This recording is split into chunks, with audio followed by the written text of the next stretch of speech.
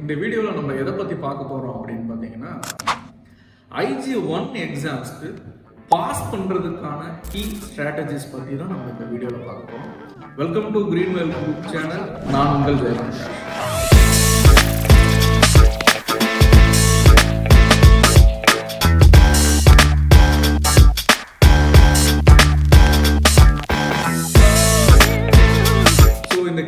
Strategies பார்த்தீங்கன்னா ஒரு 10 point நான் உங்களுக்கு எக்ஸ்பிளைன் பண்ணுறேன்.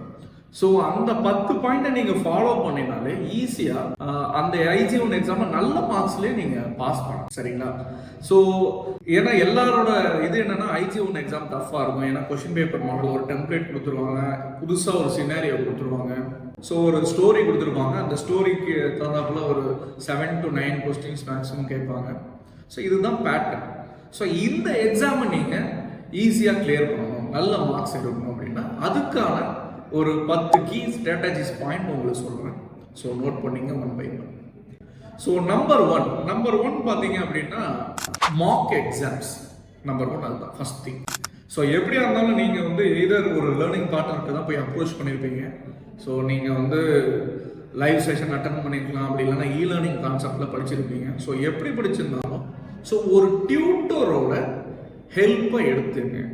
ஸோ மார்க் எக்ஸாம் மட்டும் போதாது, ஸோ ஒரு டியூட்டரோட ஹெல்ப் எடுத்துங்க. என்ன நடக்கும் அப்படின்னு பார்த்தீங்கன்னா நீங்கள் எக்ஸாம் எழுதுருவீங்க. ஸோ ஒரு கொஷின் பேப்பர் வாங்குங்க, லேர்னிங் பார்ட்னர்கிட்ட ஒரு டியூட்டர்கிட்ட கொஷின் பேப்பர் வாங்கி எக்ஸாம் எழுதி ப்ராக்டிஸ் பண்ணுங்க. எவ்வளோக்கு எவ்வளோ ப்ராக்டிஸ் பண்ணுறீங்களோ அந்த அளவுக்கு நாலேஜ் ஸ்கில் டெவலப் ஆகும். ஸோ நீங்கள் வாங்கிடுவீங்க, எழுதிடுறீங்க. ஸோ இதை கரெக்ட் பண்ணணும். ஸோ எந்த இடத்துல தப்பு பண்ணுறீங்க, ஸோ ஒரு கொஸ்டினை நீங்கள் அண்டர்ஸ்டாண்ட் பண்ணிட்டீங்களா இல்லையா, ஸோ வாங்கி எழுதி ப்ராக்டிஸ் பண்ணிட்டு நல்லா எழுதி அந்த ஆன்சர் ஷீட்டை ட்ரைனர்கிட்ட கொடுத்து கரெக்ட் பண்ணுங்க. ஸோ இந்த மாதிரி மார்க் எக்ஸாம் வந்து வித் ட்ரைனர் நீங்கள் பண்ணிக்கிட்டே இருந்தாங்கன்னா ஸோ ஒரு ரிவ்யூ பிஃபோர் எக்ஸாம் வாங்கிட்டீங்க அப்படின்னா உங்களுக்கு ஒரு ஐடியா கிடைச்சிடும் எங்கெல்லாம் தப்பு பண்ணீங்க, நம்ம ரெக்டிஃபை பண்ண வேண்டிய ஏரியா என்ன அப்படின்னு. ஸோ இந்த கான்செப்டில் மார்க் எக்ஸாம் வித் டியூட்டர் வந்து ரொம்ப முக்கியமான விஷயம். ஸோ எவ்வளோக்கு எவ்வளோ நம்ம ப்ரிப்பரேஷன் பண்ணுறோமோ அதை வந்து ஒரு எக்ஸாம் மாதிரி எழுதி நீங்கள் ப்ராக்டிஸ் பண்ணால் ஒழிய நீங்கள் போய் மெயின் எக்ஸாமில் நல்ல மார்க்ஸ் எடுக்க முடியாது. ஸோ நீங்கள் இங்கே நம்ம ஒழுங்காக ப்ராக்டிஸ் பண்ணலைன்னா அங்கே போய் நம்ம ஃபெயிலியர் ஆகிடும். ஸோ இந்த ப்ராக்டிஸை நல்லா பண்ணுங்க. அதுக்கு மார்க் எக்ஸாம் வித் டியூட்டர் கண்டிப்பாக தேவைப்படும். ஸோ இது number 1. So strategy number 2, there is no shortcuts. So ஷார்ட்கட்ஸுங்கிறது என்ன கான்செப்ட் அப்படின்னா படிக்கணும், படிச்சுக்கிட்டே இருக்கணும். ஸோ நீங்கள் என்னதான் நீங்கள் ஒரு ஃப்ரெஷராக இருக்கலாம், ஸோ இல்லை ஒரு எக்ஸ்பீரியன்ஸ் பர்சனாக இருக்கலாம், சரி யாராக இருந்தாலும் சரி, அந்த சிலபஸ் என்ன கொடுத்துருக்காங்க, அந்த சிலபஸை வச்சு நீங்கள் என்ன கற்றுக்கிட்டீங்க, அதில் எந்த அளவுக்கு ப்ராக்டிஸ் பண்ணீங்க. ஸோ இதில் என்ன நடக்கும்னா நான் வந்து எக்ஸ்பீரியன்ஸ்டு, நான் டேரெக்டாக போய் எக்ஸாம் எழுதணும் அப்படின்னு போய் உட்காந்தீங்கன்னா அங்கே போய் என்ன நடக்கும்னா கொடுக்குற கொஸ்டினை கூட உங்களால் சரியாக புரிஞ்சுக்க முடியாது. ஸோ நெபோஷ் வந்து நம்ம ஸ்கூலில் நடக்கிற மாதிரி டைரக்ட் கொஸ்டின்ஸ்லாம் கேட்டு டெஃபினேஷன்லாம் கேட்க மாட்டாங்க. ஸோ நீங்கள் என்ன புரிஞ்சுக்கிட்டு இருக்கீங்க, ஒரு சினாரியோ மாதிரி கொடுப்பாங்க ஸ்டோரி, அந்த ஸ்டோரியில் சப்ஜெக்ட் ரிலேட்டடாக எப்படி இம்ப்ளிமெண்ட் பண்ணுறீங்க. ஸோ அதுதான் இங்கே நாலேஜபிள் ஸ்கில்லை டெவலப் பண்ணணும் அப்படின்னா நீங்கள் இந்த மாதிரி தான் படிக்கணும்.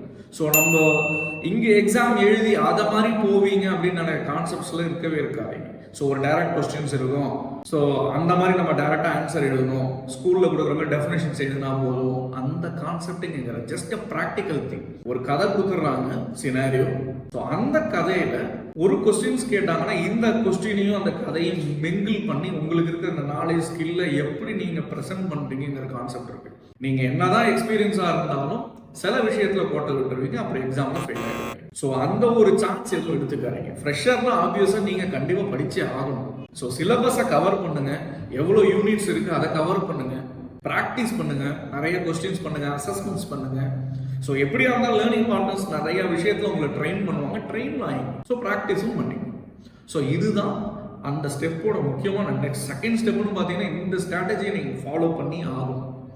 சரிங்களா? நான் எக்ஸ்பீரியன்ஸ் இல்லைங்கிற கான்செப்டை தாண்டி எந்த அளவுக்கு நீங்கள் ப்ரிப்பரேட் பண்ணுறீங்க, நீங்கள் எவ்வளோ ப்ரிப்பரேஷன்ஸ் பண்ணுறீங்க எக்ஸாமுங்கிறது தான் முக்கியமான ஸ்ட்ராட்டஜி. அதுவும் IG1னா நீங்கள் ப்ராக்டிஸ் பண்ணிக்கிட்டே இருக்கிற மாதிரி தான் இருக்கும். ஸோ அதை கண்டிப்பாக பண்ணுங்க. Strategy number 3, check your NEBOSH login details. So எதுக்கு சார் இந்த லாகினை பற்றி பேசுவோம் அப்படின்னு பார்த்தீங்கன்னா, நார்மலாக நீங்கள் எக்ஸாமுக்கு ரெஜிஸ்டர் பண்ணிட்டீங்க அப்படின்னா ஒரு 8 நாள் முன்னாடியே உங்களுக்கு வந்து லாகின் கிரெடென்ஷியல்ஸ் அனுப்பிடுவாங்க. ஸோ அப்போ என்ன ஆகும் அப்படின்னா, இந்த மெயிலே வந்து சில பேர் எக்ஸாம் அன்னைக்கு தான் தேடுவோம். ஸோ இப்போ இந்த தேடுறோம் அப்படின்னா அதை லாகின் பண்ணி உள்ளே போகணும். ஸோ டைரக்டாக லாகின் பண்ண முடியாது. உங்களுக்கு என்ன கொடுப்பாங்கன்னா ஒரு யூசர், அதாவது யூனிக் நம்பர் கொடுப்பாங்க நெபோஷில். அது வந்து 00 ஸ்டார்ட் ஆகும், ஒரு சீரியல் நம்பர் வரும், 6 நம்பர் மொத்தம் 8, 00 சேர்த்து மொத்தம் 8 நம்பர் இருக்கும். 00 இப்போ வந்து 9 சீரீஸில் ஓடிட்டு இருக்கு. ஸோ 9 ஒரு 6 டிஜிட் நம்பர் வரும், மொத்தம் 8 டிஜிட் இருக்கும் அந்த நம்பர். அது வந்து யூனிக் நம்பர், நம்ம ஆதார் நம்பர் மாதிரி உங்களுக்கு ஒரு யூனிக் நம்பர் நெபோஷ் கொடுத்துருவாங்க அந்த கேண்டிடேட்டுக்கு. ஸோ இப்போ இந்த நம்பர் கொடுத்துருவாங்க, ஒரு ஆல்ஃபா நியூமரிக் சிம்பிள் பாஸ்வேர்டு ஒன்று கொடுப்பாங்க. ஸோ அதில் எந்த சென்ஸுமே இருக்காது, அதை படித்து பார்த்தாலும் உங்களுக்கும் புரியாது. ஸோ அப்போ ஆப்வியஸாக நீங்கள் என்ன பண்ணணும்னா அதை போயிட்டு நீங்கள் சேஞ்ச் பண்ணணும்.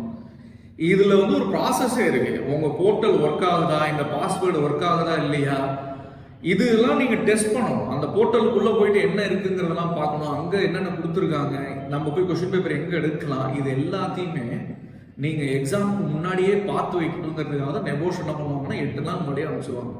ஆனால் நம்ம பசங்க என்ன பண்ணுவாங்க, ஸோ கேண்டிடேட்ஸ் அதில் இன்வால்வே காமிக்க மாட்டாங்க. அவங்களுக்கு இந்த மெயில் வந்திருக்குன்னே தெரியாது. சில டைம் என்ன ஆகிடும் அப்படின்னா, இந்த மெயில்ஸ்லாம் போயிட்டு ஸ்பேமில் இருக்கும், அந்த அவேர்னஸே அவங்களுக்கு இருக்காது. ஸோ சப்போஸ் நீங்கள் நெபோஷோட இமெயில்ஸ்லாம் உங்கள் இன்பாக்ஸுக்கு வரணும் அப்படின்னா nebosh.org.ukன்னு போய் சர்ச் பண்ணுங்கள். கண்டிப்பாக நீங்கள் ரெஜிஸ்டர் பண்ணியிருக்கீங்க, இல்லை ஏதோ ஒரு கரஸ்பாண்டன்ஸ் நெபோஷ் கூட பண்ணியிருக்கீங்க, அது ஸ்பேமில் இருந்துச்சு அப்படின்னா அதை தூக்கி இன்பாக்ஸில் மாற்றுங்க. அது எப்படின்னா, ஸ்பேமில் போயிட்டீங்கன்னா this is not a spam ஒரு அலர்ட் மெசேஜ் இருக்கும். அதை பண்ணிட்டீங்க அப்படின்னா நெபோஷோட எல்லா ஃபியூச்சர் இமெயில் எல்லாமே இன்பாக்ஸ்க்கு வந்துடும். ஸோ அப்போது நீங்கள் எல்லா இமெயில்ஸும் அங்கே வர்றது, லிங்க்கு, ரிசல்ட் முதற்கொண்டு எல்லாமே இமெயில் கம்யூனிகேஷன் தான். ஸோ இமெயிலை நீங்கள் ஆக்டிவாக வச்சுக்கணும், அது என்னென்ன இருக்குங்கிறது பார்த்துக்கணும். ஸோ இப்போ என்ன அப்படின்னா 8 நாள் முன்னாடி கிரெடென்ஷியல்ஸ் வந்துடும். ஸோ லாஸ்ட் டைமுக்கு எதுவுமே வச்சுக்காதீங்க, முன்னாடியே போயிட்டு முன்கூட்டியே அந்த போர்ட்டலுக்குள்ளே போயிட்டு என்னென்ன ஃபேக்டர்ஸ் எங்கெங்க இருக்குது, நம்ம கொஸ்டின் பேப்பர் எங்கேருந்து எடுக்கலாம் அப்படிங்கிற ஃபேக்டர்ஸை ரெடி பண்ணி வச்சுங்க. கடைசி நேரத்துக்கு இதை வச்சுருந்தீங்கன்னா உங்களால் வந்து கடைசி நேரத்தில் என்ன ஆகணும், ஒரு ப்ரெஷர் இருக்கும், எக்ஸாம் டென்ஷன் இருக்கும். ஸோ அப்போ லாகின் பண்ணுறதுல பிரச்சனை ஆயிடுச்சு அப்படின்னா நம்ம நெகோஷியேட் தான் திருப்பி போகணும். ஸோ அப்போது இந்த பிரச்சனையெல்லாம் வரக்கூடாது, நம்ம ஃபஸ்ட்டே ஒர்க் ஆகுதா இல்லையா அட்வான்ஸாக நீங்கள் இதெல்லாம் பண்ணி வச்சே ஆகணும். சரிங்களா? இதுதான் step number 3. Step number 4, book the whole day for the exam. That is the concept. So என்ன இது புக் த ஹோல் டேன்னு சொல்கிறோம் அப்படின்னா, எக்ஸாமும் முடிவு பண்ணிட்டீங்க, நீங்கள் ஒர்க் பண்ணுறீங்க அப்படின்னா, ஸோ எப்படியும் ஒரு நம்ம Indian time 11 AM UK time question paper release ஆகுது அப்படின்னா, இந்தியா டைம் அரௌண்ட் சில டைம் 3:30 இருக்கும், அப்புறம் 4:30 இருக்கும். இந்த ஒரு 6 months ஒன்ஸ் இந்த டைம் பீரியட் மாறும். So most of the time நம்ம ஆஃபீஸில் இருப்போம், எப்படியா இருந்தாலும் வீட்டுக்கு வந்துடுவோம். ஸோ ஒரு 6 o'clock 7 o'clock வீட்டுக்கு வரீங்க அப்படின்னா நெக்ஸ்ட் டே லீவ் எடுத்து ஆஃபீஸ் போகிற மாதிரி தான். ஏன்னா உங்களுக்கு வந்து உட்காந்து ரிலாக்ஸாக ப்ரிப்பேர் பண்ணணும். ஸோ அந்த கொஷின் பேப்பரை டவுன்லோட் பண்ணுங்கள், போர்ட்டலுக்குள்ளே போயிட்டு டெம்ப்ளேட்ஸ் இருக்கும், அதெல்லாம் டவுன்லோட் பண்ணிங்க. சினாரியோவை நல்லா படிங்க, நல்லா ஒரு கொஷின் பேப்பராக ஒரு கொஸ்டினாக ஒரு பேராவாக அந்த சினாரியோவோட ரிலேட் பண்ணி பாருங்கள். நிறைய 2-3 தடவை படிங்க. ஸோ படிச்சுட்டு உங்களுக்கு அந்த டியூரேஷன் ஆஃப் டைம் நல்லா டைம் ஃப்ரேமை நல்லா வந்து யூட்டிலைஸ் பண்ணுங்க. ஸோ நைட்டு டைம் எடுத்து பண்ணலாம், மறுநாள் காலையில் நமக்கு டைம் இருக்குது. ஸோ அந்த நீங்கள் ஆஃபீஸ் லீவ் போட்டுட்டு பொறுமையாக வந்து இந்த கொஷின் பேப்பரை ரீகால் பண்ணலாம். நைட்டு நம்ம எழுதின ஆன்சர்ஸ்லாம் ரைட்டா இல்லையா, ஒன்ஸ் நீங்கள் எழுதின உடனே போயிட்டு போர்ட்டலில் சப்மிட் பண்ணிடாதீங்க. டைம் எடுத்துங்க, உங்களோட ஆன்சரை ரிவ்யூ பண்ணுங்கள். நீங்கள் கொஸ்டினை ஒழுங்காக புரிஞ்சுக்கிட்டீங்களா இல்லையா, கரெக்டாக தான் ஆன்சர் பண்ணியிருக்கீங்களா, கரெக்டாக தான் கொஸ்டினை புரிஞ்சுக்கிட்டு ஆன்சர் பண்ணியிருக்கீங்களா, நிறைய ஃபேக்டர்ஸ் இருக்குது. சில பேர் என்ன பண்ணுவாங்கன்னா அவசரத்தில் கொஸ்டின் படிச்சுட்டு ரிலேட் பண்ண மாட்டாங்க. ஸோ கொஸ்டின் என்ன கேட்டிருக்காங்க, ஏன்னா வந்து உங்களுக்கு வந்து லிமிட்டட் வேர்ட் கவுண்ட் தான். ஸோ நீங்கள் கதையும் அடிக்க முடியாது, கிட்டத்தட்ட ஒரு 4000-5000 வேர்ட்ஸ்லாம் இருக்கும். Limited 3000 words +or-10%, like 3300 words தான் அந்த எக்ஸாம்ஸ்க்கு எழுதலாம். அப்படின்னா அதுக்கு தகுந்த பிளான் பண்ணி ப்ரிப்பேர் ஆகிருக்கீங்க. ஸோ அப்போ நீங்கள் செய்கிறது என்னன்னா, நீங்கள் ஒன்ஸ் நீங்கள் டைப் பண்ணிட்டீங்க, ஆன்சர்ஸ் எல்லாம் வருது அப்படின்னா ரிவ்யூ பண்ணுங்கள் நெக்ஸ்ட் டே. ஸோ அதுக்கான டைம் பீரியட் வச்சுக்கிங்க. அதனால் கடைசி டைம் வரைக்கும் உட்காந்து போய் நான் ஃபார் எக்ஸாம்பிள் எனக்கு 4:30க்கு எக்ஸாம் முடியுது வியாழக்கிழமை அப்படின்னா 4:25க்கு போயிட்டு நீங்கள் சப்மிட் பண்ணாதீங்க. ஸோ அதுக்கு முன்னாடியே ஒரு 4 o'clock இல்லைன்னா 3 o'clock ரெடி ஆகிடுங்க. ஸோ அதுக்கு முன்னாடி எவ்வளோ ப்ரிப்பேர் பண்ணி நம்ம வந்து கரெக்டாக தான் ஆன்சர் எழுதிருக்குமாங்கிறத செக் பண்ணிவிட்டு ஃபைனல் ரிவ்யூ பண்ணிவிட்டு அதுக்கப்புறம் ப்ரொசீஜர்ஸ் டு சப்மிஷன்லாம் இருக்கு. ஸோ அது கூட இன்னொரு வீடியோஸில் கூட சொல்லியிருக்கோம் எப்படிலாம் பண்ணணும்னு. வேணா இன்னொரு தடவை கூட அந்த வீடியோஸ் நான் போடுறேன். ஸோ அந்த ஃபார்மேட்டில் நீங்கள் போயிட்டு அப்லோட் பண்ணிக்க வேண்டும். ஸோ இதுதான் step number 4. So step number 5 அப்படி எதை பற்றி அப்படின்னா கோர்ஸ் கைடு. சரிங்களா? ஸோ நீங்கள் எந்த அளவுக்கு எக்ஸாம்ஸ்க்கு ப்ரிப்பேர் ஆகிறீங்க, எந்த ரிசோர்ஸ் மெட்டீரியல்ஸ் உங்கள் கையில் இருக்குது, எக்ஸாமுக்கு முன்னாடியே ப்ரிப்பேர் ஆகிடும். ஸோ இந்த டாபிக் இந்த போர்ட்டல், ஸோ ஒரு வேர்ட் டாக்குமெண்ட் ஓப்பன் பண்ணி இதில் வச்சுக்க வேண்டியது. ஸோ எந்தெந்த வெப்சைட்ஸ்லாம் உங்களுக்கு யூஸ் ஆகுங்கிறது ஒரு கலெக்டிவாக ஒரு இன்ஃபர்மேஷன் தனி ஃபோல்டரில் வச்சுக்கணும். எக்ஸாம் டைமில் அது தேவைப்படும். அங்கே போய் உட்காந்துட்டு தேடிட்டு இருக்கக்கூடாது. ஏன்னா உங்களுக்கு இருக்கிறது லிமிட்டட் டைம். ஸோ இது எல்லாமே எக்ஸாமுக்கு முன்னாடி ப்ரிப்பரேஷன்ஸில் ரெடி பண்ணி வச்சுங்க. ஸோ டெக்ஸ்ட் புக் கண்டிப்பாக உங்கள் லேர்னிங் பார்ட்னர் கொடுப்பாங்க, அதையும் வச்சுக்கோங்க.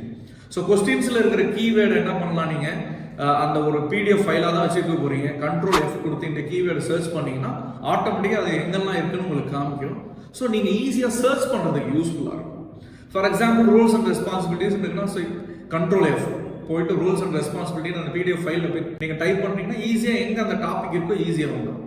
ஸோ பை டைம் பிடிஎஃபோட டெக்ஸ்ட் புக்கோட பிடிஎஃப்பும் உங்கள் கையில் இருக்கும். நீங்கள் லிங்க்ஸ் என்னென்ன websites, for example HSC ரிலேட்டட்ல HSC.gov அந்த வெப்சைட்ஸ் இருக்குல்ல, அதெல்லாம் ரொம்ப யூஸ்ஃபுல்லாக இருக்கும். அதை யூஸ் பண்ணிக்கலாம். ILO ரெக்கமெண்டேஷன்ஸ் இதெல்லாம் வெப்சைட்லேயே அவைலபிளாக இருக்கும். ஸோ அதை வந்து கடைசி டைமில் போய் கூகுளில் வந்து சர்ச் பண்ணி இது எங்கே இருக்குது, இது வேணாமா வேணுமாங்கிறதெல்லாம் பண்ணாமல் ஃபர்ஸ்ட் எக்ஸாமுக்கு முன்னாடியே ப்ரிப்பேர் பண்ணி ஒரு வேர்ட் டாக்குமெண்ட்டில் எந்தெந்த URL உங்களுக்கு யூஸ் ஆகும், என்னென்ன கவர்மெண்ட் வெப்சைட்ஸ் இருக்குது, இது எல்லாமே ப்ரிப்பேர் பண்ணி வச்சுங்க. சைமல்டேனியஸாக டாக்குமெண்ட்ஸ் என்னென்ன பிடிஎஃப் வச்சுருக்கீங்க கையில் எல்லாத்தையும் ஓப்பன் பண்ணிட்டு இது இருக்குது. ஸோ இதை ஈஸியாக நீங்கள் சர்ச் பண்ண பிடிஎஃப்னா அந்த கண்ட்ரோல் F ஆப்ஷனை யூஸ் பண்ணி. ஸோ இதுதான் ரொம்ப முக்கியமான ஸ்டெப் 5. அந்த கைடன்ஸ், ரைட், பிடிஎஃப் கைடன்ஸ் எப்படி உங்களுக்கு யூஸ் ஆகுது அப்படிங்கிறது தான் step 5. Step 6, print the question paper. உங்களுக்கு ஒரு டெம்ப்ளேட் கொடுக்குறாங்க கொஸ்டின் பேப்பரை தயவு செஞ்சு பிரிண்ட் அவுட் போடுங்க. ஸோ நம்ம பழைய மெத்தடில் சின்ன வயசுல என்ன செஞ்சுருக்கோம் அப்படின்னா கொஸ்டின் பேப்பரை கிட்ட எழுத சொல்லுவோம், முக்கியமான பாயிண்ட்லாம் ஹைலைட் பண்ண சொல்லுவோம். ஸோ நம்மளுக்கு சொல்லிக் கொடுத்தவங்க அப்படி தான் சொல்லிக் கொடுத்துருப்பாங்க. ஸோ அப்போது நீங்கள் கொஸ்டின் பேப்பரை வாங்கி சினாரியோ படிச்சுங்க. சினாரியோ வந்து ஒரு 2-3 தடவை படிங்க, அவங்க என்ன சொல்ல வராங்க. ஸோ அந்த இடத்துல யார் இருக்காங்க, நீங்கள் ஒரு ஹெல்த் அண்ட் சேஃப்டி ஆஃபீஸராக அந்த இடத்துல இருந்தால் என்னென்ன இருக்கும் அப்படிங்கிறத இமேஜின் பண்ணிங்க. ஒரு ஸ்டோர்னு சொல்கிறாங்க, ஸ்டோர் எப்படி இருக்கும், ஒரு FLT டிரைவர்னு உங்களை சொல்கிறாங்கன்னா அந்த FLT டிரைவர் எப்படி இருக்கும், அவங்களோட ஆக்டிவிட்டீஸ் என்ன இருக்கும், என்ன படிச்சிருக்கீங்க, ஸோ அவங்க ப்ரிகாஷனரிஸ் மெத்தட்ஸ் என்ன எடுக்கணும், ட்ரைனிங் எப்படி இருக்கும். ஸோ ஒரு விஷயம் அவங்க சொல்கிறாங்கன்னா அதை இன்வால்மெண்ட் பண்ணிங்க உங்களையே, நீங்கள் தான் அது. ஸோ அப்போ என்னென்ன விதமான ட்ரைனிங் படிச்சிருக்கீங்க, ஸோ அந்த கான்செப்ட்ஸ் மைண்டுக்குள்ளே வந்துடணும். ஸோ இப்போ கொஸ்டின் பேப்பர் கையில் இருக்குது, சினாரியோ படிக்கிறீங்க, கொஸ்டின்ஸ் எழுதுறீங்க, எந்தெந்த முக்கியமான பாயிண்ட்லாம் அதை அண்டர்லைன் பண்ணி ஸோ ஒரு ஹைலைட்டர் எடுத்து ஹைலைட் பண்ணிங்க, இதெல்லாம் கீ பாயிண்ட்ஸ் அப்படின்னு. ஸோ அப்போ என்ன ஆகும் அப்படின்னா நீங்கள் ப்ரிப்பரேஷன்ஸ் பண்ணும்போது இதெல்லாம் ஒரு கீ ஃபேக்டராக இருக்கும். ஸோ சில டைம் என்ன சொல்லுவாங்க அப்படின்னா கொஸ்டின் பேப்பர் மோஸ்ட்லி 90% அல்லது 80% your answer should be based on the scenario only அப்படிங்கிற வார்த்தை கொஸ்டின் பேப்பரே இருக்கும். ஸோ அப்போங்கிறப்போ நீங்கள் ஜென்ரலைஸ்டு ஆன்சர்ஸோ டெஃபினேஷன்ஸோ ஒன்றும் யூஸ் ஆகுது. அதை இந்த சினாரியோவில் எப்படி இம்ப்ளிமெண்ட் பண்ணுறீங்க. ஸோ அதுக்கு இந்த மாதிரி மெத்தடாலஜி ரொம்ப யூஸ்ஃபுல்லாக இருக்கும். ஹைலைட் பண்ணி பாருங்க, பாயிண்ட்ஸை நோட் பண்ணுங்க. ஸோ ஒரு விதமான ஐடியா கிடைச்சிடும். ஸோ கையில் ஒரு கொஸ்டின் பேப்பர் இருக்கு, இந்த ஒரு கொஸ்டின்ஸ்க்கு எத்தனை ஹைலைட்டட் பாயிண்ட் கிடைக்குது, அதை உங்க பேப்பரில் டைப் பண்ணிட்டீங்களா, இவ்வளோ கிராஸ் வெரிஃபிகேஷன் நீங்கள் தாராளமாக பண்ணலாம். ஸோ இப்போ ஒரு கொஸ்டின் பேப்பர் இருக்கு, ஒரு கொஸ்டின் இருக்கு, ஒரு 10 கீ பாயிண்ட் நீங்கள் ஹைலைட் பண்ணிட்டீங்க, டைப் பண்ணும்போது 2 கீ பாயிண்ட் விட்டுட்டீங்கன்னா என்ன பண்ணுவீங்க.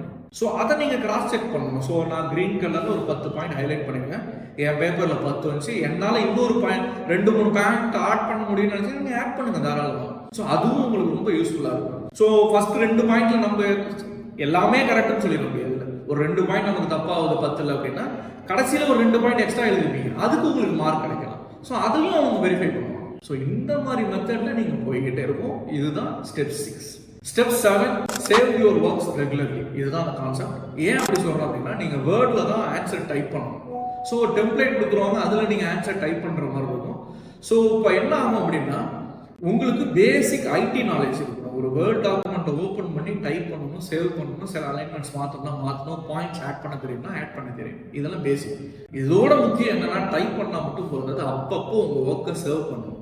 ஏன் அப்படின்னா நம்ம வந்து ஒரு பழக்கம் என்ன இருக்குன்னா நம்ம டைப் பண்ணிட்டு கடைசியாக சேவ் பண்ணிப்போம். அப்படின்னு டைப் பண்ணிகிட்டே இருக்கும்போது எது சிஸ்டம் ஆஃப் ஆகிடுச்சு, அப்படி இல்லைன்னா கரண்ட் போயிடுச்சுன்னா என்ன பண்ணுவீங்க, டக்குன்னு எல்லாமே வேலை செஞ்சு எல்லாமே அவ்வளோ தூரம் எவ்வளோ டைப் பண்ணி எல்லாமே போயிடும்.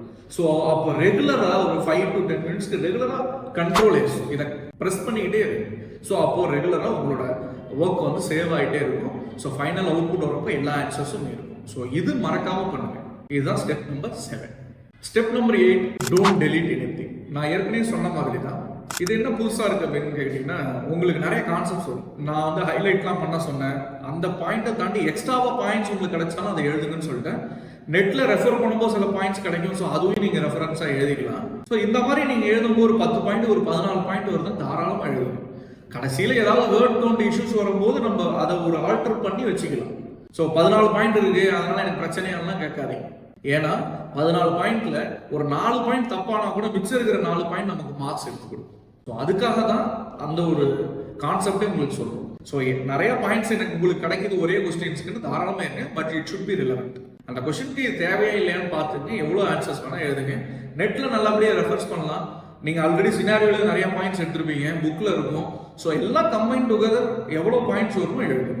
ஸோ அதனால ரொம்ப வேர்ட்ஸ்லாம் கவுண்ட் போகுது அப்படின்னா நீங்க கொஞ்சம் ரெடியூஸ் பண்ணிக்கலாம். அதான் ஆல்ரெடி சொல்லியிருக்கேன், 3300 இஸ் அலௌடு ஒன். அதுக்காக ரொம்ப 10,000 15,000 கவுண்ட்டுக்குலாம் எழுத வேணாம். அது ரொம்ப இதாக போயிடும். So it directly comes under mall practice. ரொம்ப ஜாஸ்தி இருக்கும் போதே அப்போ ஏதோ ஒன்றுல ரெஃபர் பண்ணி தான் காப்பி பேஸ்ட் பண்ணிடுவாங்கன்னு அர்த்தம். ஸோ நம்ம எழுதும் போது அவ்வளோ பாயிண்ட் கண்டிப்பாக எழுத மாட்டோம். ஸோ அதனால எவ்வளோ லிமிட்டடாக பண்ண முடியுமோ அவ்வளோ தூரம் பண்ணுங்க. Step number 9, take breaks.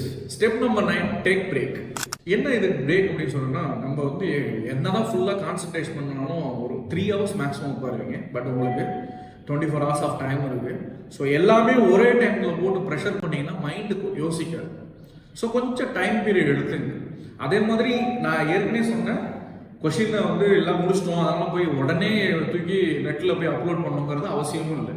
Review பண்ணுங்க. ஒரு கொஸ்டின் எழுதிட்டீங்கன்னா இன்னும் ஒரு 10 நிமிஷம் டைம் எடுத்துங்க, இல்லை 1/4 மணி நேரம் டைம் எடுத்துங்க, ஒரு சின்ன டீ பிரேக் எடுத்துங்க. எழுதிட்டு வந்து, ஏன்னா அந்த டைம்ல உங்களுக்கு மைண்ட் ரிலாக்ஸாக இருக்கும்போது இன்னும் 2 பாயிண்ட் உங்களுக்கு கிடைக்கும்.